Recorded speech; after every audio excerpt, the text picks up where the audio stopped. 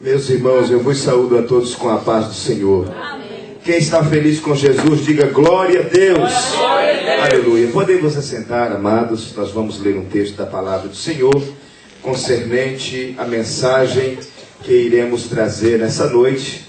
Mas eu estava ali agradecendo ao Senhor, porque como é lindo saber qual é a vontade de Deus. Ou melhor, como é bom, como é gostoso saber que estamos na direção da vontade de Deus. O Senhor colocou nessa tarde, enquanto orava, pedindo a Deus uma palavra para a igreja, para falar sobre milagres.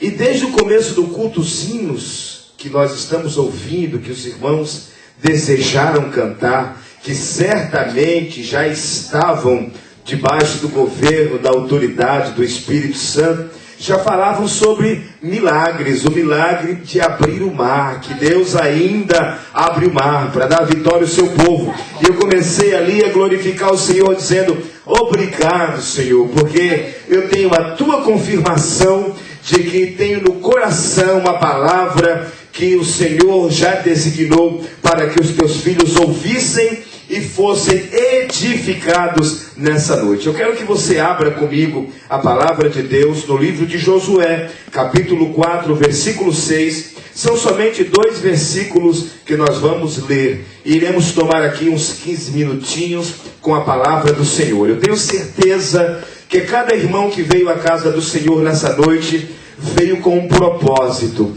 veio com um desejo, e um desejo coletivo, ou seja, um desejo só no coração de todos. Senhor, eu quero sentir a tua presença. Senhor, eu quero sentir a tua glória. Senhor, eu quero sentir o teu toque. Senhor, fala comigo nessa noite. Olha, eu já senti a presença do Senhor e vi que outras pessoas também já sentiram a presença do Senhor. Eu já senti o toque do Senhor e eu vi outras pessoas no ambiente sendo tocados pelo Senhor. Agora Deus fala conosco através da palavra, mas não se esqueça que o Senhor já estava falando conosco através dos louvores. Eu tenho ensinado a igreja: não espere que Deus fale com você somente na hora da mensagem, somente na hora do pregador. Até porque pode ser que venha pregar um pregador que você não simpatiza muito, e aí você vai bloquear a mensagem e não vai receber a bênção. Não. Em primeiro lugar, não deixe nada e nem ninguém bloquear o seu coração com relação à palavra de Deus. Não importa quem vai ministrar a palavra de Deus, nós estamos falando não de palavras de homens, nós estamos falando da palavra de Deus. E se a palavra é de Deus, não importa quem está falando. Pode ser uma jumenta, pode ser um galo, pode ser uma criança. Nós vimos exemplos na Bíblia e Deus usa quem quer, quando quer, na hora que quer, para falar com o seu povo. Quem pode dizer amém por isso? Oh glória, como é bom conhecer a Deus dessa maneira. Então vamos ler Josué, capítulo 4, versículos 6 e 7, que diz assim: para que isto seja por sinal entre vós, e quando vossos filhos no futuro perguntarem, dizendo: que vos significam essas pedras? Então lhes direi que as águas do Jordão se separaram. Quem se lembra que o hino aqui no começo estava falando disso? Que as águas do Jordão se separaram diante da arca do concerto do Senhor. Passando ela pelo Jordão, se separaram as águas do Jordão, assim que estas pedras serão para sempre por memorial aos filhos de Israel. Feche os seus olhos por um minutinho apenas, sentado como você está. Eu reconheço o cansaço dos irmãos, eu reconheço que todos aqui nessa terra do Tio Sam trabalham muito duro, e não é fácil às vezes, precisa de uma certa motivação em tudo, mas tenha certeza nessa noite que aqui em nosso meio está o Espírito Santo, o nosso maior motivador, a nossa maior motivação. Ore comigo nessa noite, Pai, em nome de Jesus, no momento em que ministraremos esta simples, essa singela, porém poderosa palavra do Senhor e não de homens. Eu quero te pedir, Espírito Santo, que mais uma vez trabalhe no coração do teu povo. Senhor, que toda honra, toda glória, todo aplauso, se houver algum nessa noite, seja somente para ti. Que cresça o Senhor neste lugar e desapareça o homem.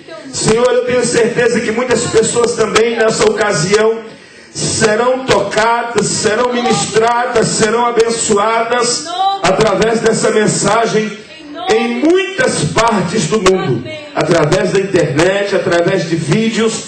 E Senhor, em nome de Jesus, eu te peço que o Espírito Santo se dirija a cada uma delas e opere o milagre na família, o milagre nos filhos, o milagre no casamento, o milagre na casa, o milagre no emprego, o milagre na vida financeira.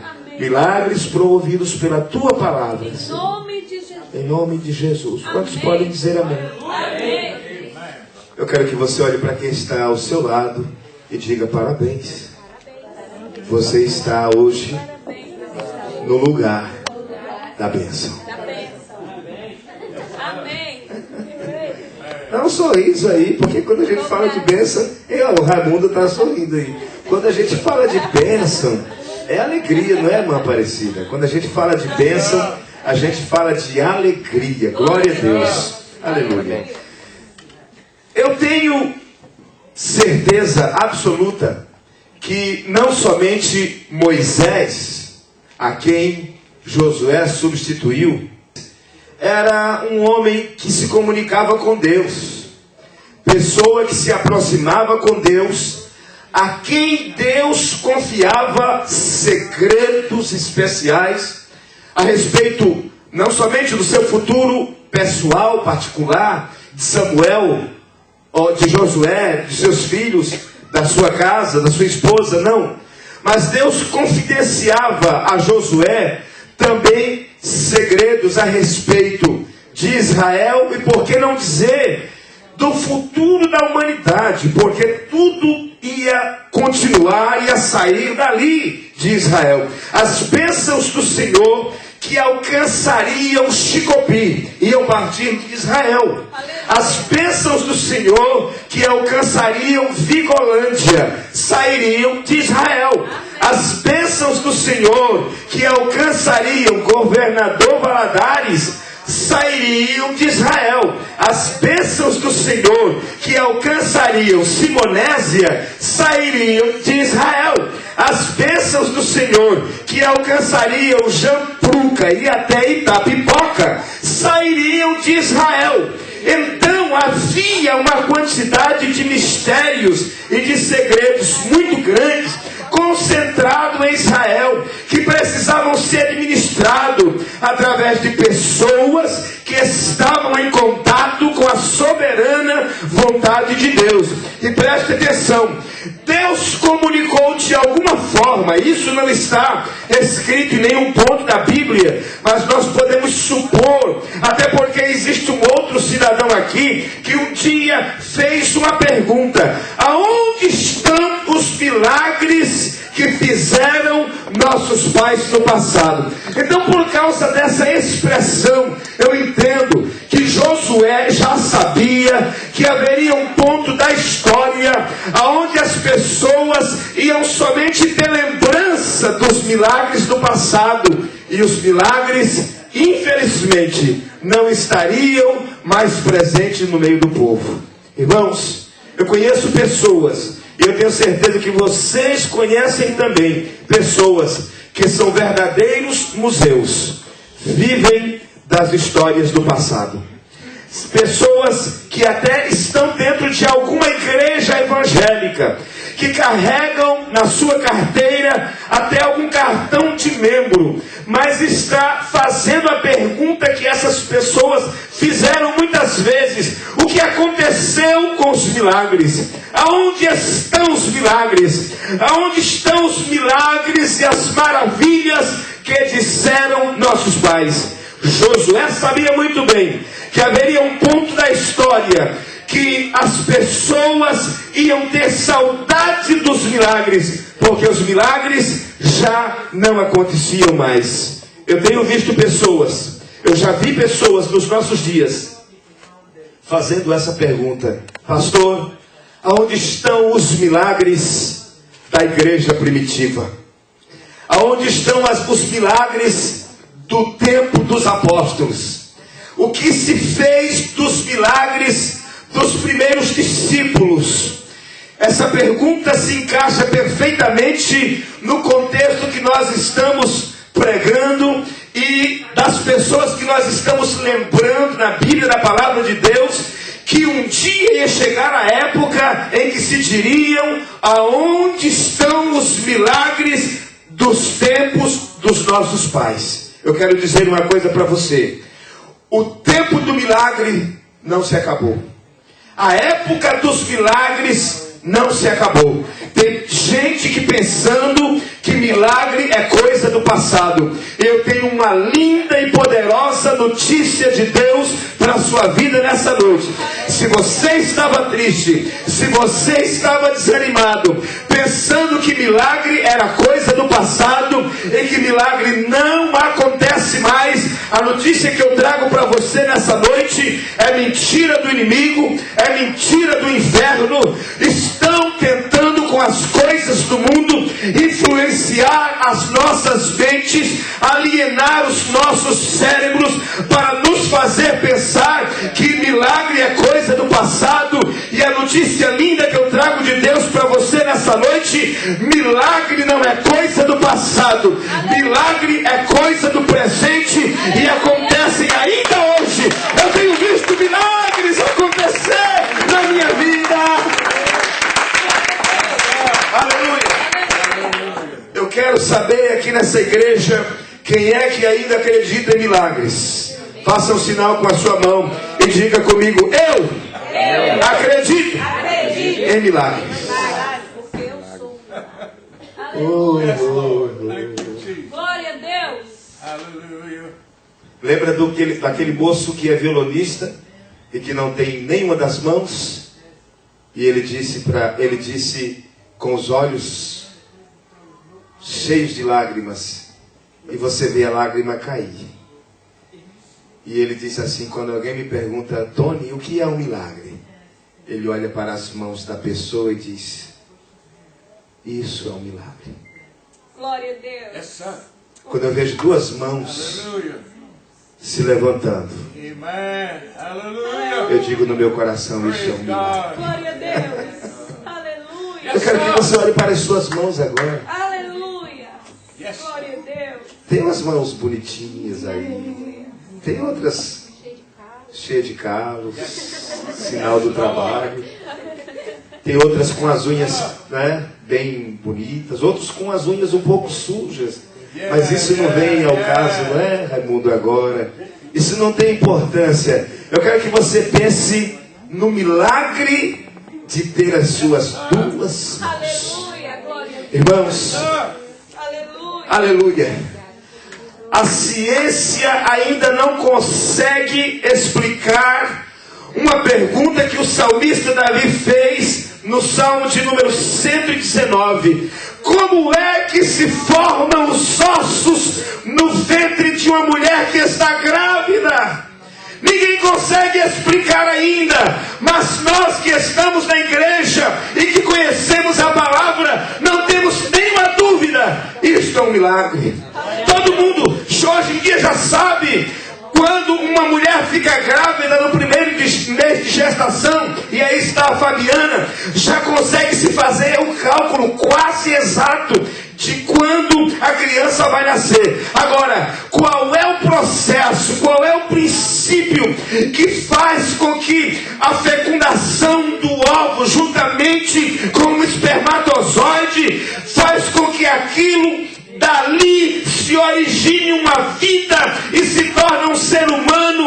A partir daí, ou daí para frente, já se consegue dar algumas explicações, mas daí para trás não existe explicação, porque nós sabemos que a vida é um milagre que somente Deus pode operar. Aleluia. Glória a como a gente tem ouvido em uma canção de uma das nossas amigas, milagre não se explica, milagre é milagre. Não tem explicação, Não tem lógica, é milagre. É. Milagre não se Glória a Deus. explica. Milagre é milagre. Significa é inexplicável. Glória a Deus. Mas escute, amado.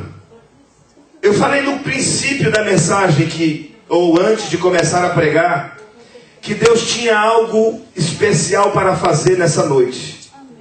E que essa noite era uma noite de nós falarmos sobre milagres. Amém. Glória a Deus. E que o ambiente já estava preparado para o milagre. Amém. E que o milagre já estava pronto para vir ao nosso encontro. Amém. E que só nós precisávamos estar prontos para receber o milagre do Senhor. Amém. Pastor, por que é que tem lugar que acontece muito milagre e tem lugar que quase não acontece milagre nenhum? A Bíblia ensina que nos dias de Jesus, o maior fazedor de milagre, inclusive, ele passou por alguns lugares onde ele encontrou dificuldade de fazer milagres. Olha, talvez você nunca tenha ouvido isso.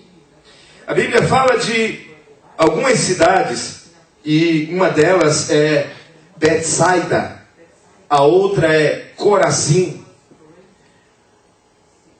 das quais Jesus disse que haverá menos rigor no juízo final para Sodoma e Gomorra do que para Betsaida e Corazim. Sabe por quê? Jesus foi a Betsaida e a Corazim para fazer milagres. Quando Jesus ia ao encontro de alguma pessoa, ou quando Jesus ia visitar a população de uma cidade, ele já ia com algo queimando no coração. E sabe qual era a ideia? Vou fazer milagres.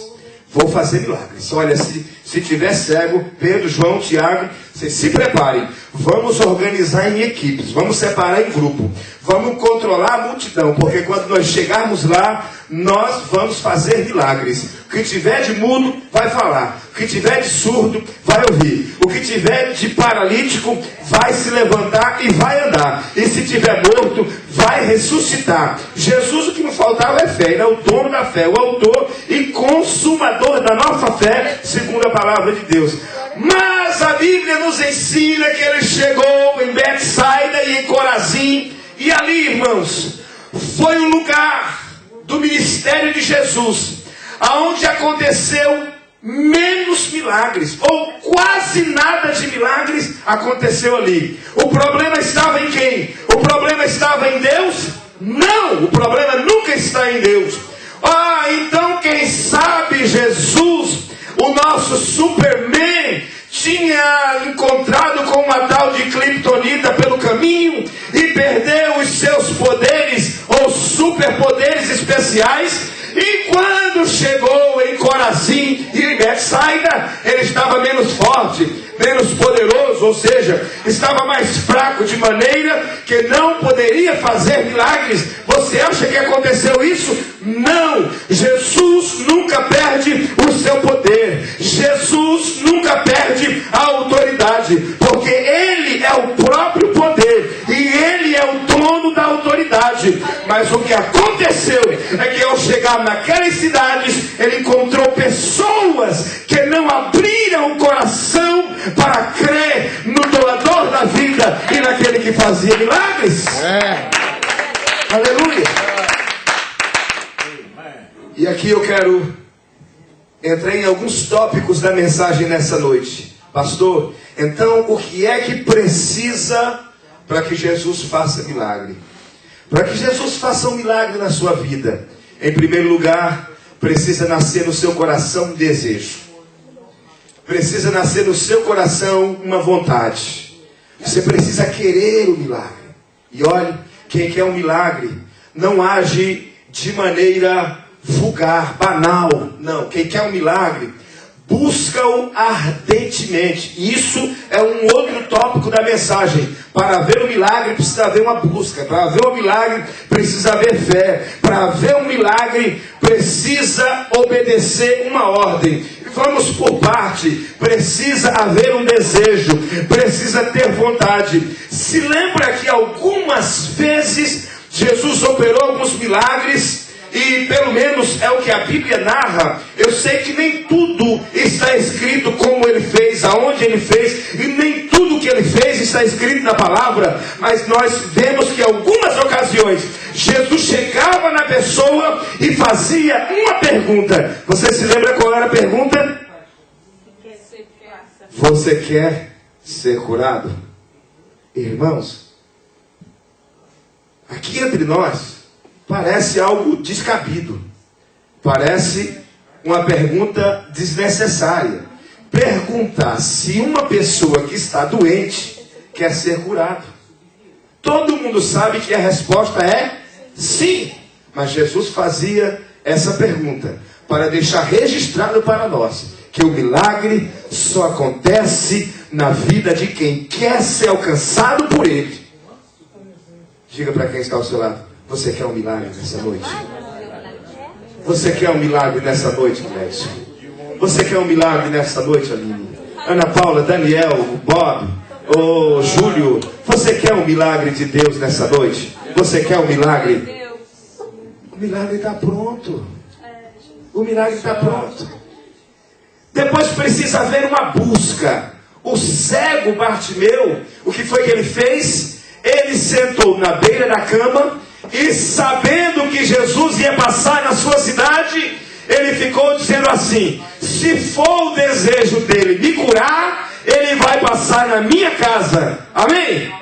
Não. Ele saiu de casa, deixou a cama, deixou o conforto, pegou, quem sabe, o cachorro que o guiava, ou o menino que o puxava pela mão. Eu não sei de que maneira ele descobriu aonde Jesus ia passar, aonde era a estrada que Jesus ia passar. Ele disse: eu quero lá, eu quero ficar na estrada. Alguém disse: não, mas o dia hoje vai ser muito quente. Não importa, eu quero ir para a beira da estrada.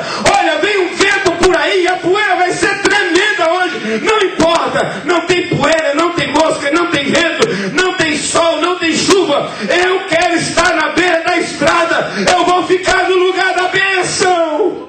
Aleluia. Ele não ficou em casa esperando a bênção. Ele foi ao encontro da bênção. Sabe o que isso indica? Determinação. As pessoas que recebem milagres são pessoas determinadas. Precisa ter fé. Foi isso que Jesus não encontrou em Betsaida. Jesus não encontrou em Corazim. Ele não encontrou fé.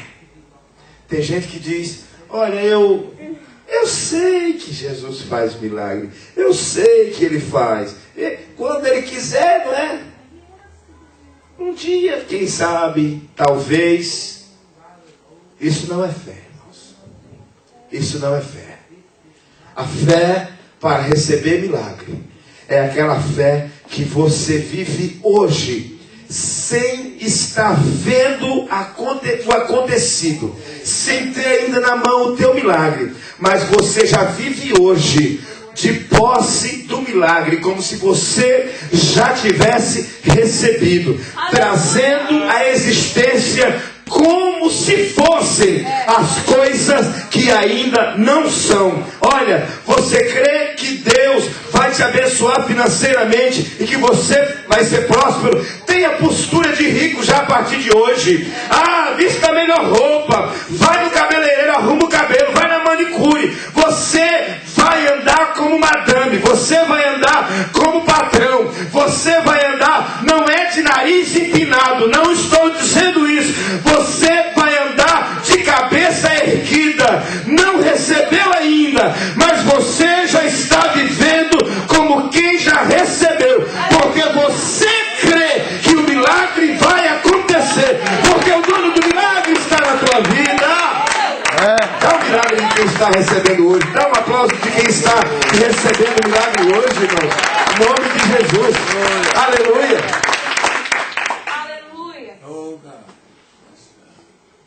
observou que todo milagre que Jesus fazia, ele dava uma ordem para a pessoa? Sabe qual é a ligação, qual o significado? Todo milagre estava ligado à obediência. Ele disse para o homem lá, o cego, vai e lava-te no tanque de Siloé.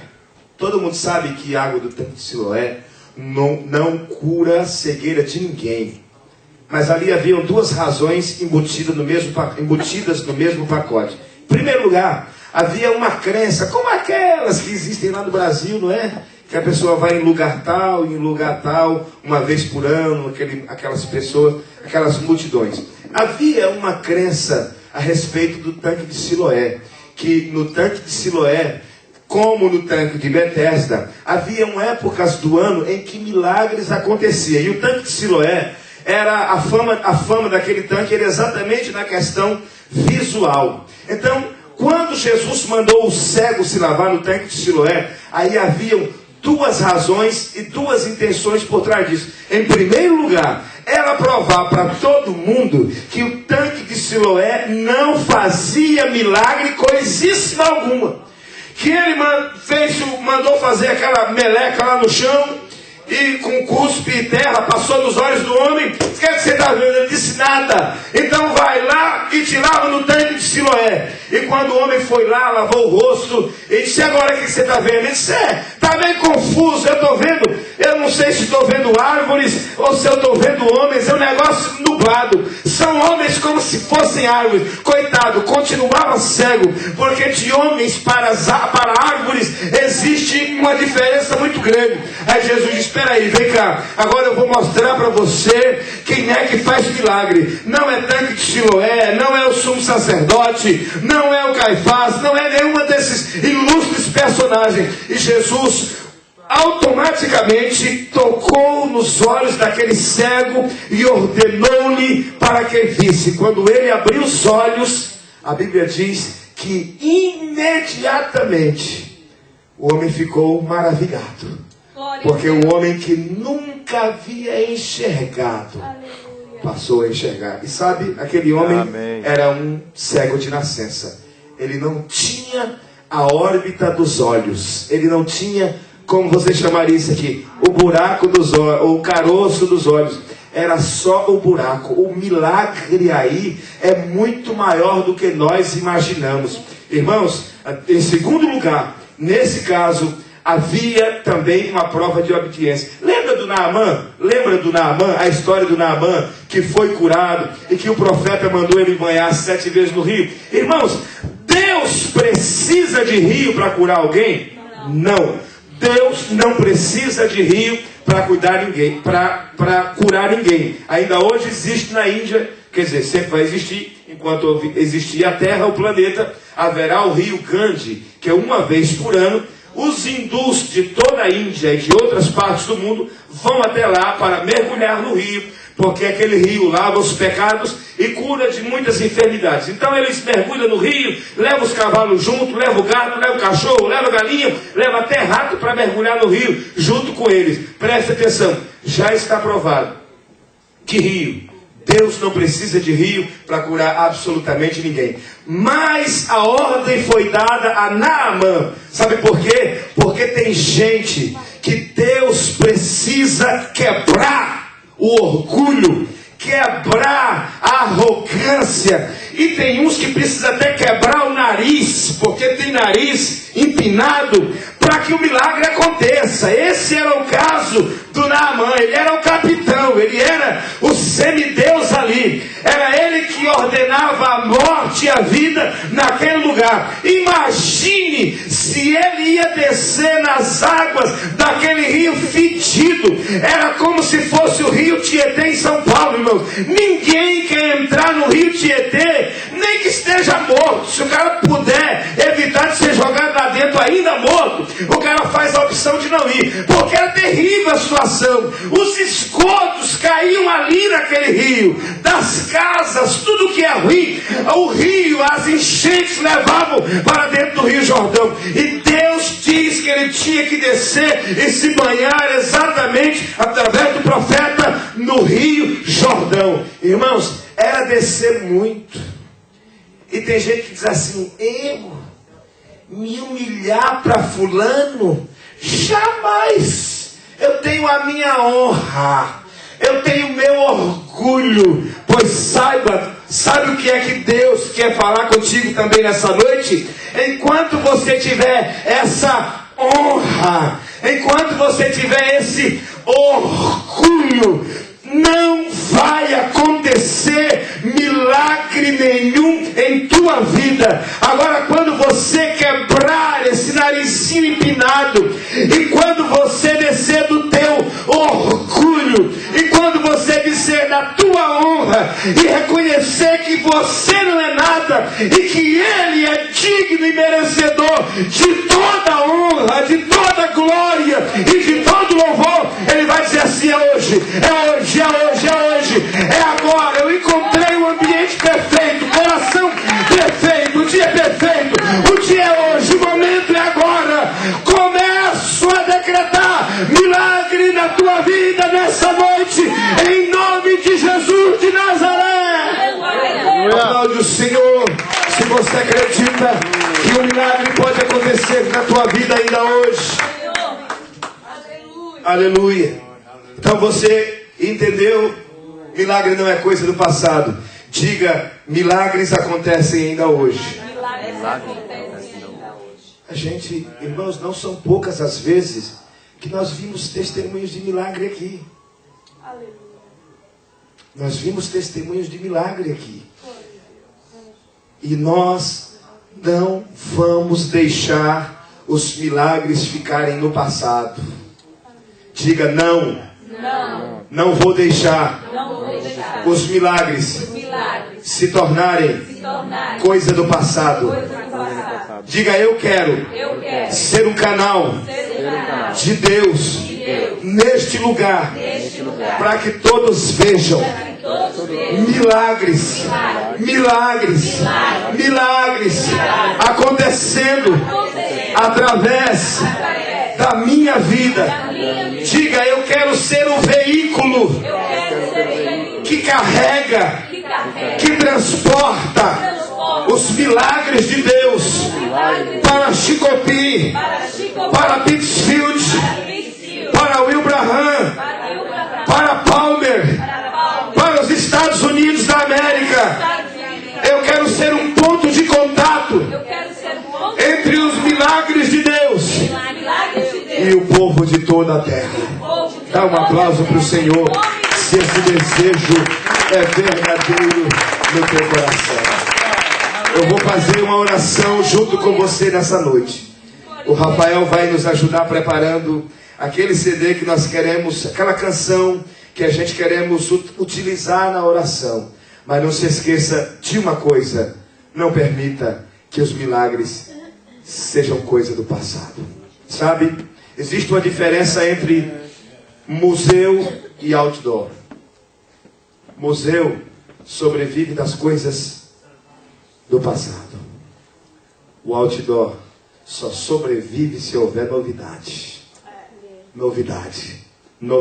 Nenhum outdoor sobrevive fazendo propaganda de coisas do passado. O outdoor só sobrevive se houver novidade, coisas novas, coisas boas, para colocar lá e fazer a propaganda. Escute, você não foi chamado para ser museu. Deus quer te usar como outdoor espiritual nessa terra, para promover os milagres de Deus aqui nesse país e por todas as nações. Diga: eu não quero ser museu. Eu quero ser outdoor. Eu quero viver de novidade. A Bíblia nos entusiasma. A Bíblia nos impulsiona a viver de novidades de vida. A Bíblia ensina no livro de Apocalipse que lá no céu todas as coisas são novas. Novo céu, nova terra, nova casa, novo corpo, ou seja, glorioso, um novo nome escrito no livro da vida. O nosso Deus é um Deus de coisas novas. Pastor, então por que a gente usa exemplos do passado? Para podermos entender o que a palavra de Deus diz, que o nosso Deus é o mesmo ontem, hoje e será eternamente. Ele fez milagres no passado, ele faz milagres no presente e ele fará milagres no futuro, porque você está aqui para ser usado pelo Senhor como canal de milagre para todos os que os necessitem. Glorifique o Senhor nesta noite, porque você é privilegiado para ser usado por Deus. Você foi premiado. Olha, que coisa boa é saber que foi premiado. E você foi premiado para algo muito mais importante do que ganhar na loteria da Caixa, na Telecena, na loteria federal. Você foi premiado para algo muito mais bonito do que ganhar no jogo do bicho. Você foi premiado para algo muito mais lindo e mais excelente. A Bíblia ensina no seu contexto geral que você foi premiado, ou seja, você foi escolhido, você foi premiado para ser um detentor da glória de Deus nessa terra, um distribuidor.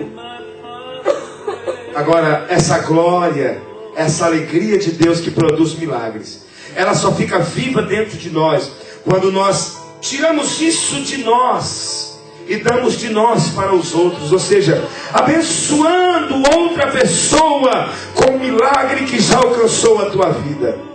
Já me ouviu falar aqui algumas vezes sobre o poço, lá na casa do Gilmar tem um poço em Campo Grande, e ele sabe, ou já morou também em lugares que tinha poço. Você já morou em lugar que tinha poço, a Josane já morou na casa que tinha poço, todo mundo aqui. Eu já morei na casa que tinha poço, a Cacimba, que para beber água, para lavar roupa, precisava tirar água, não era fácil. Depois que inventaram aquele veio, ficou melhor de rodar aquele negócio com uma corda, e o galão de água e a lata de água ia subindo. Mas não era fácil tirar água, nunca foi uma coisa fácil. Pois é, aquele tirar da água para promover vida às pessoas que estavam em volta, que promovia a própria vida do poço. Você sabia disso? Se não tira a água do poço, o poço seca, a água fica ruim primeiro, começa a encher de bicho, de sapo, de grilo, de mosquito, começa a produzir várias classes de inseto, e depois a água apodrece, a nascente morre e o poço seca. Você é um poço de milagres. Deus te chamou para ser um poço de distribuição da graça de Deus aqui na terra. Sabe, de vez em quando a gente vê algumas pessoas morrendo na fé, e não fica difícil entender por que estão morrendo. Sabe por que estão morrendo? Porque deixaram de tirar da água, essa água. Jesus disse que todo aquele que nele crê não verá mais a morte, mas terá a vida eterna. Em outra ocasião, ele disse que aquele que crê nele nascerá dentro dele uma fonte de água viva que salta para a vida eterna. E algumas pessoas estão morrendo porque se esqueceram, perderam a coragem ou ficaram com vergonha. Eu não sei por que razão, mas não tem mais coragem, ânimo ou vontade de dizer para a pessoa que está caindo na sarjeta: meu amigo, Jesus te ama, e se você crê, Ele pode fazer um milagre na tua vida. Sabe o que você está fazendo? Você está tirando o milagre desse poço de milagre, de bênção que existe dentro de você, e distribuindo para promover vida em volta de você. E sabe o que acontece? Você vai tirando e o milagre vai acontecendo. Você vai tirando e o milagre vai se renovando. Você vai tirando e água nova vai surgindo no poço da tua vida. Oh, aleluia! Nessa noite o Senhor te trouxe para este lugar para te dizer: quero fazer milagre na tua vida, para fazer milagre através da tua vida. Como é que Deus vai fazer milagre através de pessoas, ou seja, em outras pessoas, através da tua vida, se na tua vida não se vê o milagre? Eu acho que os mais antigos, como aqueles que estão lá atrás, se lembram que antigamente passavam os homens vendendo garrafadas? Só que os donos do remédio, os fabricantes do remédio, procuravam as pessoas mais saudáveis, mais bonitas, mais fortes, para fazer a venda do remédio. Sabe por quê? Você já pensou? Uma pessoa bem fraca, bem magrinho, bem franzino, fazendo propaganda de um remédio que faz a pessoa ficar forte? Consegue vender o remédio? É difícil, não é? Porque quando a pessoa... Imagine o Júnior que tinha aqui na igreja, o nosso famoso Tico-Tico, se desse um emprego para ele para vender fortificante, remédio que faz a gente ficar forte. Você já pensou? Ia conseguir vender alguma coisa? Não ia. Sabe por quê? A pessoa ia olhar para ele e dizer: meu amigo, se esse remédio fizesse algum efeito, o primeiro lugar que ele fazia algum efeito era em você. Não é verdade? As pessoas querem ver. Escute, diga comigo: Jesus é o remédio e eu sou o vendedor. Você não é vendedor de nada, mas é só uma ilustração. Você é a pessoa que representa, você é a pessoa que ensina, você é a pessoa que mostra, você é a pessoa que faz a propaganda do remédio. Você está fazendo a propaganda do remédio que é Jesus. Agora, se esse remédio não está fazendo nenhum efeito em você,